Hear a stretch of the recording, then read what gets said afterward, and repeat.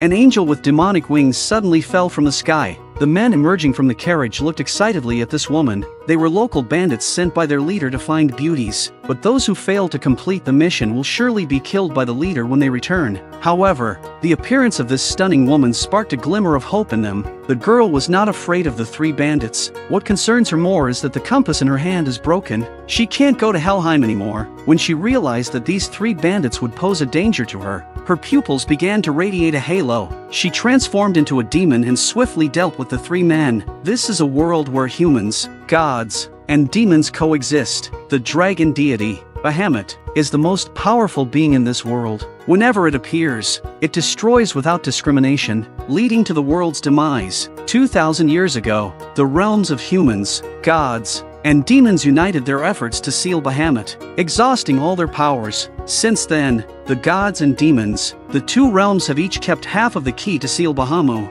until 2,000 years later, a girl with demonic wings, yet capable of using divine magic, stole the tightly guarded keys from the divine realm, plunging the world into terror once more. While stealing the keys, the girl had half of her wings severed by the angel Michael, and fell to the human realm. She is Amira, the one who descended from the heavens at the beginning of the tale. Upon arriving in the human realm, Amira donned the attire of the bandits, scouring for information about Helheim. During dusk, as Amira passed by a tavern, she overheard a man inside claiming to have been to Helheim. The man named Favor is a bounty hunter. This time, his target is Jazz, the leader of the three bandits during the day.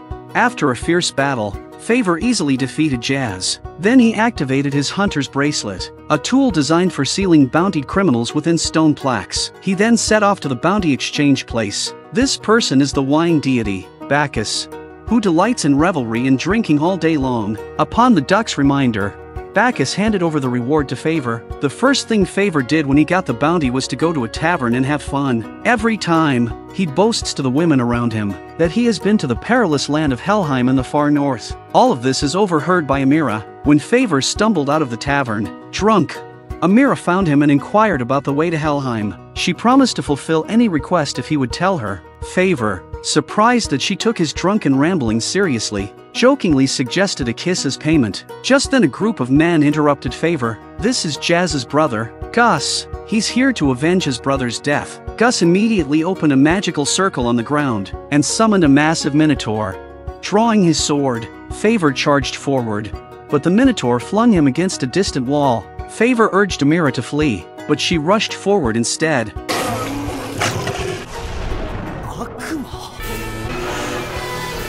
In an instant, Amira had defeated the towering minotaur. Seizing the opportunity, Favor ambushed Gus and sealed him within a stone tablet. The stone, kicked up by the collapsing minotaur, struck Favor directly, causing him to lose consciousness. In his dream, he felt as if he had descended into hell, with Bahamut, sealed 2,000 years ago, looming behind him. Suddenly waking from his nightmare, Favor discovered a demonic tail had sprouted from him. He attempted to sever it, but the tail was too tough. Amira found Favor at that moment. It turns out that Amira kissed him while he was unconscious to obtain the information about Helheim. The demonic tail that Favor grew was a result of a contract magic imposed by Amira. Only by fulfilling the promises between them can Favor make his tail disappear. But at this moment, Favor encountered his archenemy, Kaisar, who was also a bounty hunter. He couldn't let Kaisar see his demonic tail, so he immediately grabbed Amira and fled on horseback. Kaisar caught sight of his demonic tail, believing that Favor had been hiding his true identity and deceiving him, and attributing the decline of his own family to him. Favor led Amira outside the city, explaining that Helheim was too far away and they lacked travel funds. He hoped to capture some high-value bounties to fund their journey. Quietly, the two approached the location of the demons, and soon Favor's bracelet emitted a red light, causing the goat-headed statue before them to transform into a demon. Amira immediately charged forward and swiftly dealt with the enemies. Calmly, she urged Favor to go redeem the bounty, so Favor brought Amira to Bacchus, the god of wine, and exchanged it for a handsome reward. Seeing the ducks before her, Amira suddenly felt hungry. Favor hurriedly stopped her. After all, this duck is the god's pet, Hansa. Without hesitation, Favor spent generously to buy Amira a decent set of clothes and treated her to a lavish meal.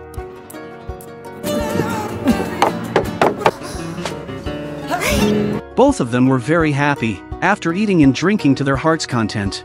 Amira, in high spirits, went for a swim in the river. The starry night was beautiful, much like Amira's enchanting eyes, but all of this was part of Favor's scheme. He intended to kill her while she was drunk, yet his bracelet did not glow, indicating that Amira was not a demon. Favor's conscience wouldn't allow him to prey on ordinary people. Perceiving his strange behavior, Amira questioned him. Favor had to change the subject, and asked her why she was going to Helheim. It turned out that Amira was seeking her mother in Helheim, and her mother's memories were held in the gem pendant on her chest. At that moment, Kaisar caught up to them, drawing his sword and preparing to attack. Amira immediately stood in front of him, but Kaisar was captivated by her beauty. Seizing the opportunity, Favor kicked Kaisar away, then swiftly fled with Amira. Kaisar did not pursue them. He believed he had fallen in love. Early the next morning, Favor went into the city for supplies, leaving Amira to wait for him at the city gate. At that moment, the knights in the city were searching for a female demon with only half a wing, as she had stolen an important key. Favor thought it would be a good time to get rid of Amira, so he turned Amira in. Soon enough, the knights found Amira. Amira didn't want to harm them, but the knights pursued relentlessly, forcing Amira to reveal her true demon form. Witnessing Amira with only half demonic wings, the knights immediately activated a magic circle to combat the demon. Meanwhile, Favor watched the distant commotion, thinking he could soon be rid of Amira for good. Yet, unconsciously, memories of their time together flashed through Favor's mind. Even his horse disapproved of his actions, directly leading him back to Amira's side. The magical attacks at that moment had no effect on Amira, and the knights were reaching their limits. Favor was thrown from his horse, and a few smoke grenades fell out of his pocket, ビリビリしてた。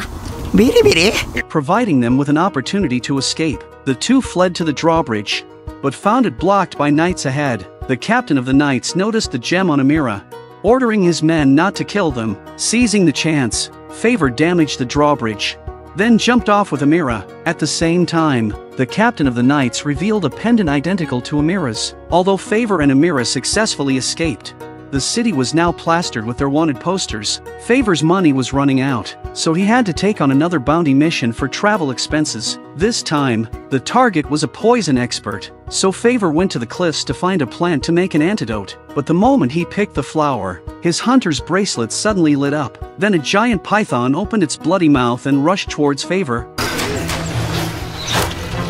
After a lot of trouble, Favor finally succeeded in obtaining the herb, and began preparing the antidote. At this point, Favor started complaining to Amira, questioning why she didn't just fly over with her wings. Amira explained that she could no longer fly, having lost half of her wings in a battle when she trespassed into the sanctuary alone, stealing the key of God. The angels were puzzled, because the sanctuary where the key was kept was a place demons couldn't approach. Yet Amira not only entered effortlessly, but also used divine magic to steal the key. Furthermore, she sealed the key within her own body. So now Amira is the key of God herself. Meanwhile, Kaisar fell into the wilderness after tracking Favor. He was rescued by a young girl named Rita and taken back to her home. When Kaisar woke up, he realized his left hand was broken. Rita's parents then walked in and invited Kaisar to join them for dinner. Seeing the delicious food, Kaisar, who hadn't eaten in a long time, was deeply grateful for this kindness. Just as he was about to start eating, Rita touched his injured left hand with her finger, as if reminding him not to eat the food. However, Kaisar paid no attention. When they had eaten their fill, Rita's father finally got down to business. It turned out that their town had been targeted by demons that destroy crops. They've even taken all the children in town, and Rita was the only child left. Kaisar's arrival as a knight gave them hope. Upon hearing this, the justice-filled Kaisar immediately vowed to eradicate these demons. The father then asked his daughter why she wasn't eating, but Rita said she had no appetite and went back to her room. Seeing this, Kaisar followed her. Rita sat in a rocking chair and asked Kaisar if he had eaten the food. Kaisar mentioned how delicious it was, which reminded him of his childhood memories. His family had been knights for generations. Kaisar was disgusted by his father's strict discipline. He wanted to get away from the family as soon as possible. Then, one day, when his father was escorting tribute to the king, they were attacked by bandits. The tribute was stolen, and his father was blamed by the king and hanged. Since then, Kaisar's family had begun to decline, and his mother couldn't bear it and chose to end her own life. After listening to all this, Rita remained completely unfazed, just glancing towards the window. Suddenly, Caesar felt discomfort in his stomach, and Rita promptly directed him to the direction of the restroom. The next day, under Caesar's leadership, the townspeople decided to join forces to slay the demons. Suddenly, the demons called out Caesar's name, enraging him to launch an attack. One demon swiftly moved behind Caesar and covered his mouth with a towel, causing a dramatic change in the surroundings before Caesar's eyes. The demon transformed into Favor, while the people around him turned into zombies. The person commanding this group of zombies is Rita, who was holding a book among the crowd. The cozy cottage from yesterday had turned into a scene of devastation, with the once sumptuous dinner now reduced to mud, water, and maggots. Favor revealed Rita's true identity as a necromancer named Rita. Speedily flipping through her spellbook, Rita began chanting incantations, inciting the nearby zombies to stir. Favor tore a towel soaked with an antidote in half and handed it to Caesar before preparing for battle. It was only then that Caesar realized even his arm fracture was an illusion. He picks up his weapon and starts taking out the walkers around him one by one, and then he speeds towards Rita's location. As Caesar prepared to eliminate Rita's zombie parents, Rita suddenly stepped in front of them. The mother suddenly lost control and bit Rita in the neck. Caesar attacked immediately.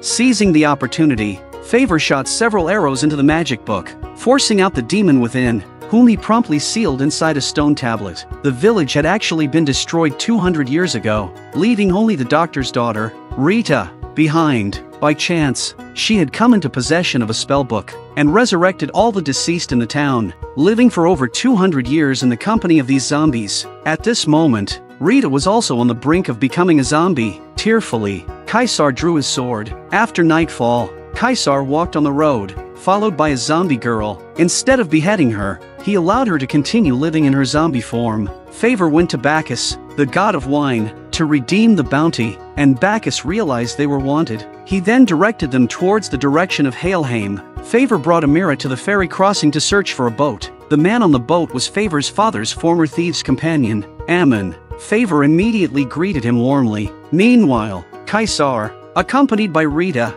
who had been tracking them, also rented a boat and caught up with them. Under the influence of alcohol, Ammon began to reminisce about Favor's father. It turned out that Favor and Caesar had once been the best of friends. Caesar was completely honest with Favor. He even told him about his father's plans to escort the king's tribute. But the next day, Caesar's father was attacked by thieves. From the beginning, Favor had concealed his own father's true identity from Caesar. Caesar felt that all his misfortunes were caused by Favor's actions, not realizing that Favor's father had also died as a result. The gem in the tribute carried a terrible demonic power, and the demon within slaughtered everyone, leaving only Ammon alive. Ammon expressed his gratitude for Favor's father saving his life, and promised to take them to Hailheim. Their conversation was overheard by Amira, who then asked Favor what the word father truly meant, as she had never encountered the term in her memories before. As she prepared to use the gem in her pendant to search her memories, the boat suddenly began to shake violently, and a giant crab appeared. Amira immediately transformed into a demon and charged forward. Seeing Favor's demonic tail, Ammon mistook him for a demon and quickly tied him up, summoning a group of fishmen to control Favor. It was revealed that Ammon had turned into a demon long ago and had orchestrated everything, including the death of Favor's father. Ammon had known from the start that Favor was a wanted criminal, and the bounty on his side, Amira, was outrageous. He thinks it's God helping him make money. Favor desperately shook his body, releasing a few smoke bombs. Just then, Caesar's boat collided with theirs. Caesar jumped directly onto Ammon's boat. Ammon's boat began to capsize, and in the chaos, he failed to grab the mast and fell into the jaws of the giant crab.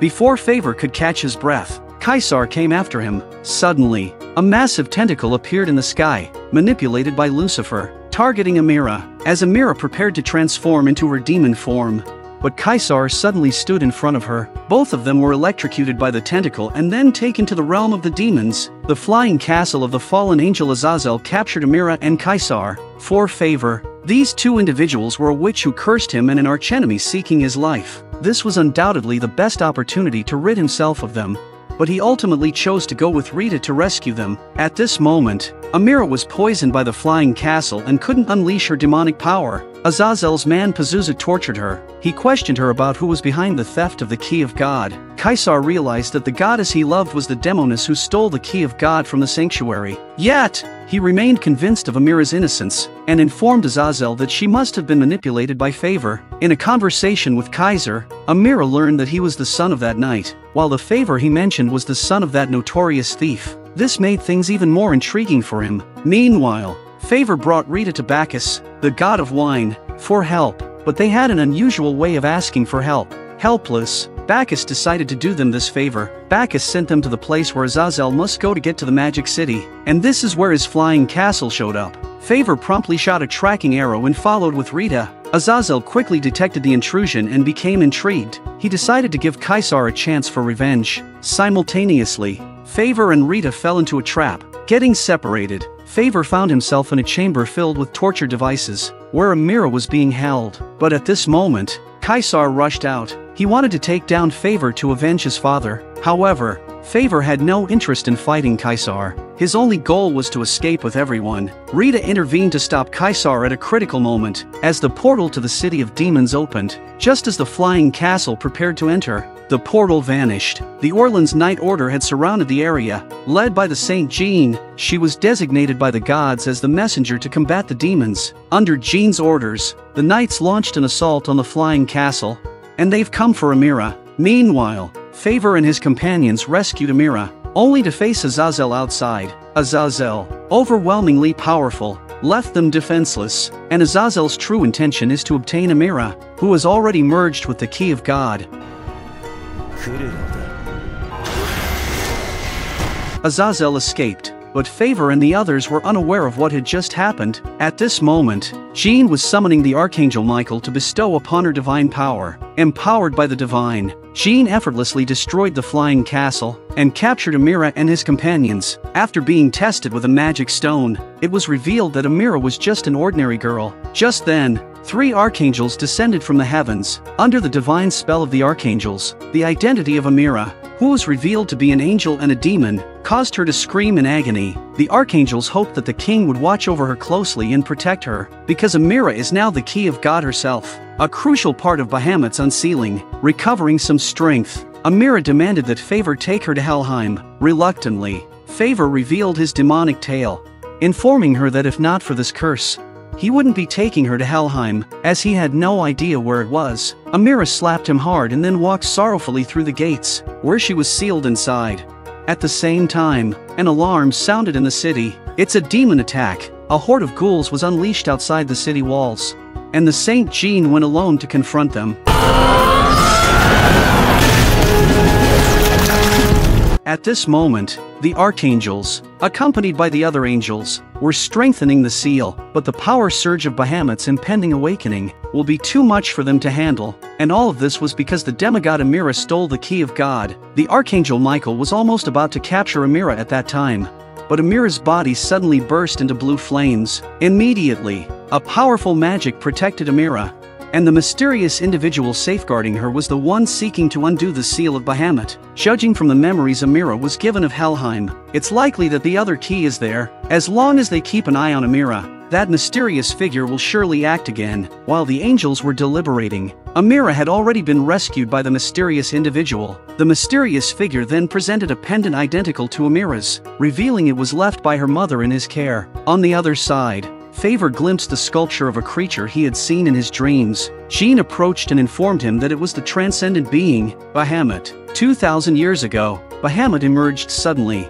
wreaking havoc upon the world. In a time when all 3 realms of humans, gods, and demons fell into despair, the supreme god Zeus took on the form of the Key of God, while the demon lord Satan transformed into the Key of Darkness. Together, they sealed Bahamut. The gods had foretold that if Bahamut's seal were ever broken, a holy night would arise to bring peace to the land. Many believed Jean to be the chosen one, but Favor remained indifferent. To him, life was about 3 things: wine, women, and freedom. Jean insisted that everyone is born with a purpose, and Favor was no exception. Just as in his encounter with Amira, days later, Azazel assembled his demon army to besiege the human royal palace. Intent on reclaiming the key of God, brave dragon knights mobilized to confront the demons, while Jean stood guard at the castle. As the great battle loomed, Amira found Favor once more, and revealed she had found her father there. The humans' catapult unit launched an attack, plunging the battlefield into chaos. But the demons' inherent superiority, they crushed most of the human soldiers. Soon the first line of human defense was broken. Demons poured over the castle walls, plunging humanity into a bitter struggle,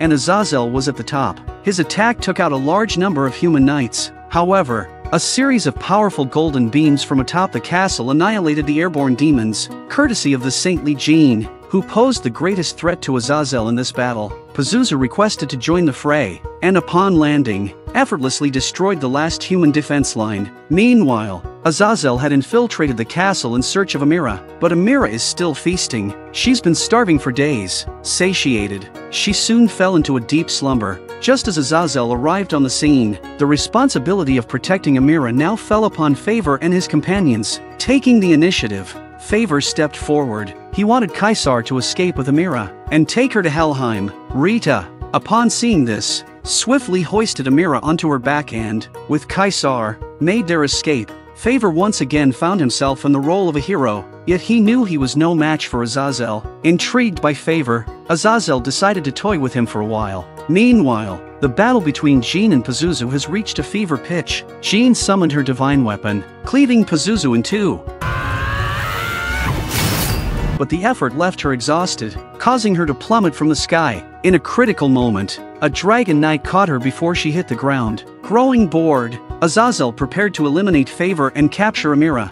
But a smoke bomb rolled in, and then Kaisar showed up. He gave Favor a weapon, and said he didn't need to worry about Amira. Rita can protect her better. The misunderstandings between them had dissolved. They remained the best of friends. Kaisar charged at Azazel, but their attacks were futile against him. Azazel didn't want to entangle with them either. It was time to end this tedious battle. Yet Favor's tail intercepted Azazel's strike. Kaisar suddenly appeared behind Azazel and drove his sword into his body, but the human weapon was unable to harm Azazel. As they were at their wits' end, Kaisar saw the divine light from afar. It was their only hope of defeating Azazel. In a bid to distract Azazel, Kaisar launched an assault. Just as Kaisar fell, Jean's divine light enveloped Azazel's entire body. In the midst of this great battle, the humans emerged victorious.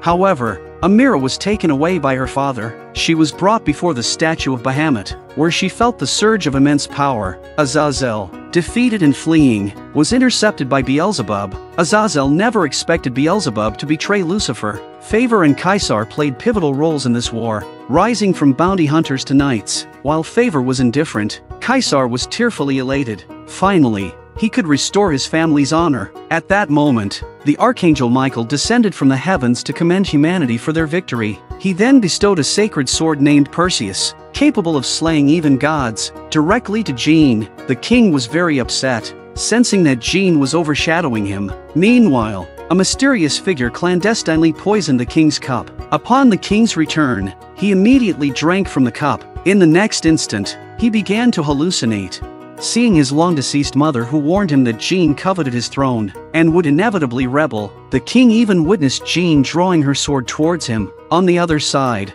Amira reunited with her newly recognized father, Lavare, only to be told that he was not her biological father, but a guardian serving the angel Nigel, who was Amira's true mother. Nigel had been expelled from heaven for transgression. Seizing the opportunity, Beelzebub kidnapped the infant Amira. To reclaim Amira, Nigel embarked on a journey to the land of demons, leaving behind only a pendant as a clue. Until the day, Lavare met Amira on the suspension bridge, and realized that Amira was Nigel's child. Since childhood, Amira had been indoctrinated by the pendant to steal the key of God, and seek out her mother in Helheim. Lavare fused together two identical pendants, triggering the magic within. It was a map. Extending his hand, Lavare pointed to Nigel's current location, the Demon Valley of Prodigia. Lavare informed Amira that with this new compass, she could locate her mother. Then, the mystery between Amira and the Key of God would be unraveled. The trio embarked on their journey once more, without informing Kaisar, who had finally attained knighthood.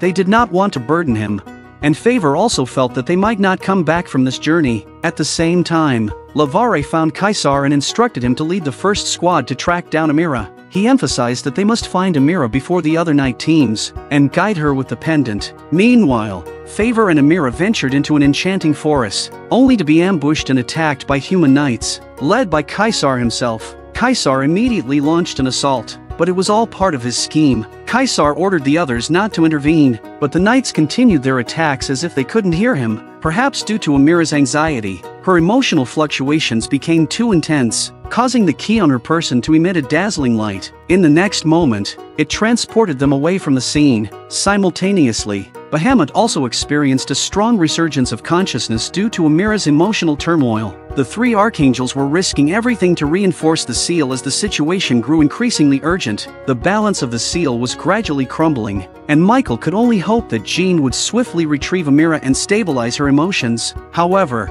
Jean was currently imprisoned by the king, and the mysterious figure who poisoned the king appeared behind her, informing her that the angels would not come to her rescue. He told her to drink the soul-cleansing water and she'd know the truth. But Jean remained unmoved, believing that Michael would not abandon her. Yet, Michael was preoccupied with strengthening the seal.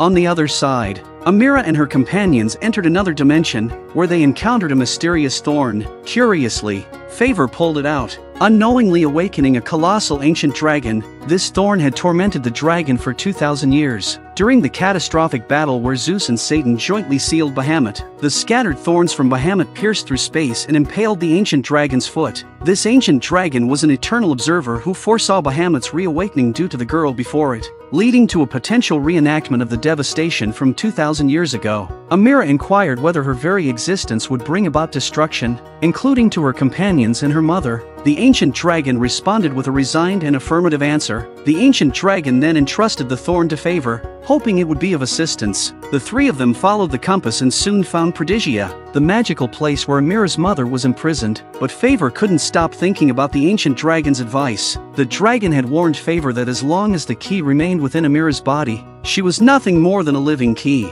and her ultimate destiny is to become one with Bahamut, to resurrect Bahamut. The only way to prevent Bahamut's resurrection was to kill Amira. Favor crafted weapons from the spiky scales on Bahamut's body. Suddenly, the earth split open, and chunks of land floated in the air. The next moment, a huge object appeared. The mystery man revealed himself. It was none other than Amira's teacher, Martina. Martina told Amira that this place was Helheim, the longed-for land of her heart, a forbidden land where even angels dare not linger. The three of them were utterly confused since they were supposed to be following the compass to Prodigia, right? At that moment, Martina summoned a towering demon, Beelzebub, who with a single glance imprisoned Favor and Caesar in crystal coffins. Beelzebub then commanded Amira to fulfill her duty as the key. However, after their journey and growth together, Amira had already decided to defy this destiny. Her primary goal was to find her mother, bring her home, and have her remove the key from within her. Martina's wicked grin hinted at a scheme as she released Nigel, Amira's long-sought-after mother. Before her, Amira took steps towards her mother, but Favor sensed a plot. As Amira approached, Nigel experienced intense pain, causing even her wings to dissipate continuously. Suddenly, a vision flashed in Amira's mind, a duplicated version of herself. Martina informed Amira that she was a creation of Beelzebub, modeled after Nigel, as a vessel for the divine demonic key. The pendant on her held only implanted false memories. All of Amira's memories were fake. She was merely a fabricated tool. Despite this revelation, Amira still yearned for her mother deeply. Aware of the trap, she nonetheless approached her mother without hesitation, longing for a simple embrace. Their first meeting turned into a final farewell. Yet this didn't move the demons standing nearby. With Amira's roar, the key of darkness also fused into her body. She is now a complete key capable of fully unsealing Bahamut. Beelzebub saw the opportunity and thrust a spear towards Amira, completing the final step of the key of divine and demonic fusion. Frantically, Favor shouted to join them. Beelzebub seemed to favor this act of betrayal and released him, but Favor had to drink a vial of demon water. Seizing the moment, Favor launched an attack but was easily subdued by Martina. Martina then extended her tongue and directly fed the demon water into his belly. The demon water triggered a powerful reaction in his body, transforming Favor into a demon. At the same time, Jean was accused of witchcraft by the king and sentenced to be burned at the stake. Those who cherished her rushed into the execution ground to save her. The king ordered them all to be killed. Unable to bear the sight, Jean prayed to the heavens for divine intervention. Suddenly, a voice echoed in her ears, stating that the gods did not love humans. Jean broke down completely and, tears in her eyes, drank the vial of demon water. In an instant, the execution ground was engulfed in blue demonic flames as Jean transformed into a demon. With a wave of her hand, she summoned the divine sword bestowed upon her, which at that moment transformed into a sword of darkness. Rita infiltrated a hidden chamber and discovered a large quantity of forbidden demon drugs and traces of a magical ritual. Armed with these findings, she sought out the wine god Bacchus, having developed an antidote to reverse Jean's transformation. Just then, the carriage suddenly shook, revealing the critically injured Azazel. Through their conversation with Azazel, they learned that Favor and the others were currently at Eberron, the place where Bahamut was being sealed. On the other side, the three archangels were reinforcing the seal. Unexpectedly, Jean appeared and swiftly impaled the archangel Raphael with her holy sword.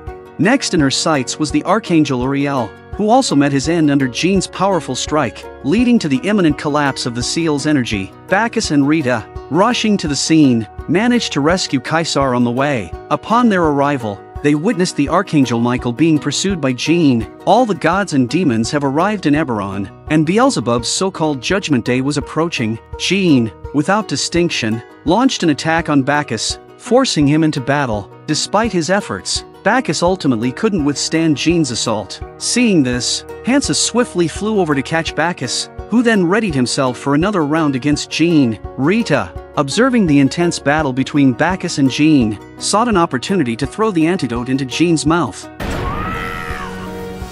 And Michael intervened just in time to halt Jean's assault and catch the antidote. She gave her life to awaken Jean. Seizing the opportunity, Beelzebub immediately launched an attack. Azazel stopped him just in time. Rita charged towards Amira, but she was stopped by the demonized Favor. Favor then carried Amira towards Bahamut, where Caesar attempted to stop him. The two brothers finally engaged in a serious fight. Favor, now completely transformed into a demon, so Caesar had a heart of gold. He shot an arrow into Favor's chest. After Favor fell to the ground, perhaps Amira felt sadness. She took the form of an angel from the ball of light. Her eyes were filled with sadness. Suddenly, Lavare appeared and warned Caesar that the real spectacle was about to unfold. Rita comes racing in, telling Caesar to stay away from Lavare. Immediately after that, Bahamut gained a strong awakening consciousness. Several beams of light swept directly towards Amira. Caesar was also pushed into the abyss by Lavare. In this situation, whether divine or demonic, they could only watch helplessly as disaster unfolded. Bahamut, the destroyer of all things, has finally been reborn, and all of this was credited to the demon Beelzebub. He sought to use Bahamut's power to make all gods and demons bow at his feet. He commanded Bahamut to unleash its power and destroy everyone here. However, the next moment, the scorching dragon breath targeted Beelzebub until his last breath. He couldn't understand why the key he created with his own magic couldn't control Bahamut. It turns out that he was also just being used by others. Meanwhile, Lavare was watching everything from afar. Rita, combining various suspicions, discovered that Lavare was the mastermind behind it all. Lavare first led them to Helheim, ensuring Amira became the key. Then, he manipulated Jean into killing the three archangels. His lies deceived everyone. Lavare couldn't help but admire Rita's analytical skills. An enraged Caesar thrust directly through Lavare's chest. Yet human weapons couldn't harm him at all. Lavare decided to let Favor play with him, because he wanted to see a battle of destruction that would not be seen for 2,000 years. Bahamut was unstoppable at this moment, leading to widespread devastation. The human castle also fell into crisis. With the king meeting his end, the two brothers currently engaged in combat were actually acting out a scene for Lavare. To make it more realistic, Favor directly severed Caesar's arm, while Lavare was distracted. Favor sealed him in the stone tablet. It turned out that the arrow shot by Caesar into Favor contained an antidote that was administered in advance. Favor gazed upon the hellish scene before him. He decided to heed the words of the ancient dragon, to slay Amira and stop Bahamut. He always thought there was another way. That's why he never mentioned it to anyone, but Caesar still couldn't accept his decision. But when he saw the resolute look in Favor's eyes, He knew Favor had already struggled with this countless times, and the task of going to the top of Bahamut was entrusted to Hansa. The two brothers embarked on this sorrowful journey together. At that moment, both the divine and demonic beings began to act. The Archangel Gabriel led the angels and gods to activate the sealing formation, while the demons, under Lucifer's leadership, also joined the sealing process. During Hansa's rapid flight, the two landed precisely on Bahamut. With Kaisar's assistance, Favor finally reached the totem of the Key of God. Favor directly stabbed the totem with his sword, followed by a second strike. Jean watched everything unfold, seeing in Favor the holy knight from the prophecy. As Bahamut violently shook, Favor fell directly down, awkwardly landing in front of Bahamut's massive pupil. Within Bahamut's enormous eye, Amira's figure slowly appeared. In Favor's eyes, Amira saw deep reluctance. He had truly come to rescue her this time, and he had not deceived her. Perhaps he had never deceived her at all. Amira gave he a deep kiss, as a final goodbye. At this moment, Bahamut was about to self-destruct. In that instant, Favor lost a leg but ultimately saved his life. He attached a stylish diamond leg. He was firm in his belief that Bahamut had not been destroyed and would rise again one day. Just as he believed in Amira, she must still be alive. Kaisar descended from the heavens with his adamantium arms. He gave up his chivalry. He decided to accompany his brother on his adventures.